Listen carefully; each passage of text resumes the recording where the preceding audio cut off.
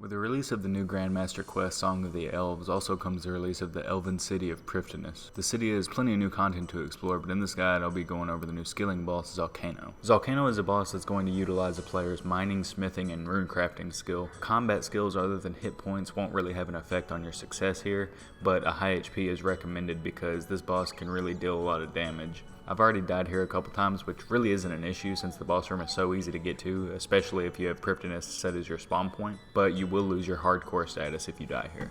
As far as the gear setup goes, I would really recommend wearing your best weight reducing gear, preferably graceful since you'll be doing a lot of running back and forth, and obviously you'll need the best pickaxe you can use or afford. For your inventory, I would recommend bringing about 2 to 4 stamina potions and a good amount of Ceradomin brews to keep you alive. Don't worry about the stat reducing effect as you won't be using your combat stats anyway. The boss is located right next to the southeastern bank in Priffdinas, and it's only a short walk away from the Priffdinas respawn point. When you get to the location shown here, just channel the teleport platform and it'll take you right down into the boss room.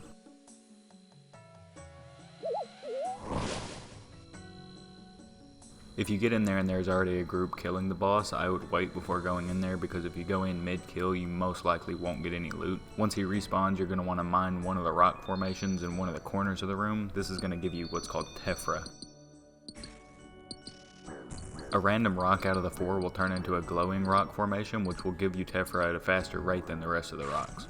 If you're doing Zalcano with a group of people, you most likely see everyone run into the glowing formation, so you can just follow them if you're unsure about which one to go to. And if you're in a group, you most likely won't need to mine very much tephra since that's going to take too long. You don't want to still be mining while everyone else has moved on to damaging the boss. The more people in the group you have, the less tephra you should mine and vice versa. And also, your tephra will not carry over into the next phase of the fight, so if you manage to get 15 imbued tephra and didn't use it all to take down the shield, the leftover will disappear before the next phase, so there really isn't any need to try and stock up. It's usually just a good idea just to keep pace with everyone else in the room. When you see them moving on from mining, you probably should as well. After you're done mining your tephra, you want to run to the furnace on the eastern side of the room to get refined tephra. After you do this, you'll want to run all the way to the western side of the room to imbue it with your runecrafting skill.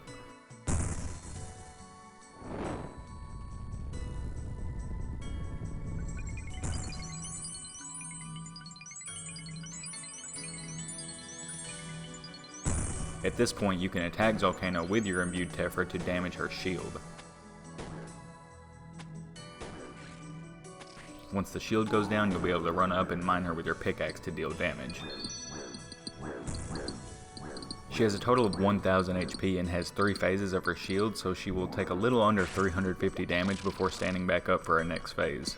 If you're in a very large group of people, it may be a little difficult to keep pace and land good hits on Zalcano since she dies so quickly with so many people, so I would recommend finding a world with a group that isn't too large. The faster kills are nice, but if you get to the end of the fight and realize that you didn't get any loot, it can be a real bummer. And now that we've covered the basics of how to defeat the boss, I'm going to go over some things to look out for during the fight. The main damage dealer I've seen in the fight so far is the falling rocks. When you see some dust and rubble falling over the top of your character, I would highly advise moving.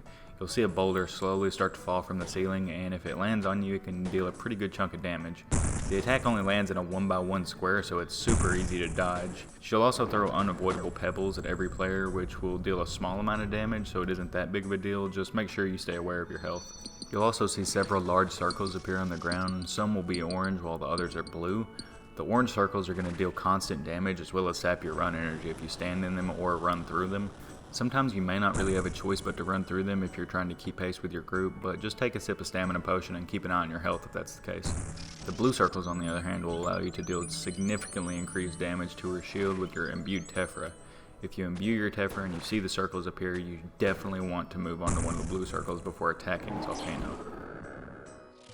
Sometimes while you're mining, you may see Zalcano fire a red blast towards one of the rocks. If you're mining the one that she fires it at, you should really move away as soon as possible because not only will it deal 20 to 30 damage, but it'll also disable the rock for mining, and standing around waiting for it to come back is just going to be a waste of your time. But if you notice Zalcano shoot the red blast towards one of the walls instead of the rock, it'll spawn a golem. This golem can only be destroyed by imbued tephra, and on death will drop somewhere between 16 to 24 imbued tephra. However, if it manages to make it all the way to Zalcano before somebody can kill it, it will heal Zalcano for 50 shield HP.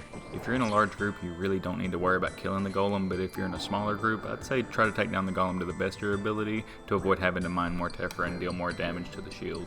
If you're standing beneath Zalcano when the shield goes down, you will take a significant amount of damage when she falls. Be sure to avoid standing too close during the shield phase.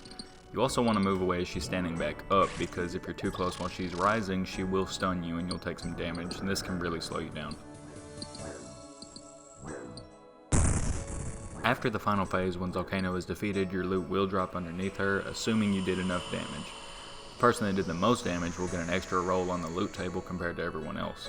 This boss's drop table includes runes, bars, ores, gems, and crystal shards, which are used for the new crystal tools and armor. This boss can also drop a crystal tool seed, which is used to create those crystal tools themselves. She also has a pet drop called Zalcano, and can drop a Zalcano shard, which is used as an ornament kit for the dragon pickaxe.